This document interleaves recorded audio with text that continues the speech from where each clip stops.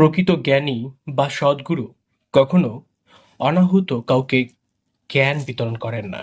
জ্ঞান লাভের প্রথম এবং প্রধান শর্তই হলো বিনয় ও শ্রদ্ধা। রামায়ণের সেই কালজয়ী ঘটনার কথা আমরা সকলে জানি। লঙ্কা যুদ্ধে যখন রাবণ পরাজয় মেনে নিয়ে জীবনের শেষ নিঃশ্বাস ত্যাগ করছিলেন, তখন প্রভু শ্রীরাম লক্ষ্মণকে ডেকে বললেন, রাবণ হতে পারে আমাদের পরম শত্রু ছিল, তার অহংকার থাকতে পারে, কিন্তু সে ইহ জগতের পরম জ্ঞানী অদ্বিতীয় পণ্ডিতাগ্রহ গণ্য। তাই মৃত্যুর পূর্বে তার কাছ থেকে সেই মহান জ্ঞানের কিছু অংশ তোমার লাভ করা উচিত। অগ্রজের আদেশে লক্ষ্মণ গেলেন মুমূর্ষু রাবণের কাছে। তিনি রাবণের মাথার কাছে গিয়ে অহংকারে সুরে বললেন, রাবণ ভাইয়া আমাকে পাঠিয়েছেন আপনার কাছ থেকে কিছু উপদেশ নিতে।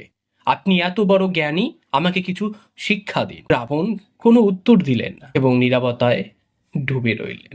ক্ষুব্ধ লক্ষ্মণ ফিরে এসে প্রভু রামকে বললেন, প্রভু ও চরম অহংকারী, জীবন চলে যাচ্ছে তবুও ওর দম্ভ কমেনি, সে আমাকে কিছুই শেখালো না। শ্রীরাম মৃদু হেসে জিজ্ঞাসা করলেন, লক্ষ্মণ তুমি কোথায় দাঁড়িয়ে তার কাছে জ্ঞান প্রার্থনা করেছিলে? লক্ষ্মণ উত্তর দিলেন, কেন? তার চেহারার কাছে, তার মাথার কাছে এসে দাঁড়িয়ে। তখন শ্রীরাম গুরুগম্ভীর কণ্ঠে বোঝালেন, জ্ঞান অর্জনের প্রথম নীতি তুমি লঙ্ঘন করেছ। কারো কাছ থেকে শিক্ষা বা জ্ঞান গ্রহণ করতে হলে মাথার কাছে নয়, তার চরণ তলে গিয়ে বিনীত ভাবে দাঁড়াতে হয়। অহংকার নিয়ে জ্ঞান লাভ করা কখনো যায় না লক্ষণ।